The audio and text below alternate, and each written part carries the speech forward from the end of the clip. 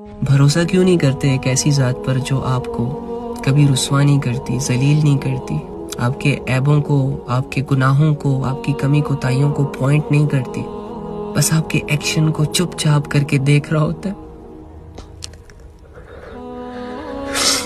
कितने गुनाह कर लिए होंगे आप लोगों ने आज तक, मुझे बताओ। किसी एक गुनाह का पूछा अल्लाह ने कि क्यों किया? नहीं पूछा।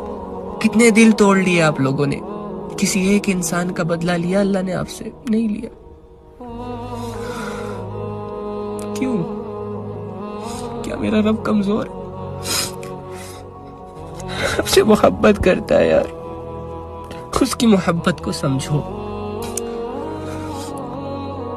वो आपको नुकसान नहीं देना चाहता, वो आपको अपने करीब रखना चाहता है। तुम दुनिया से दिल लगा बैठते हो, वो तुम्हें दुनिया से ज्यादा अच्छी चीजें देना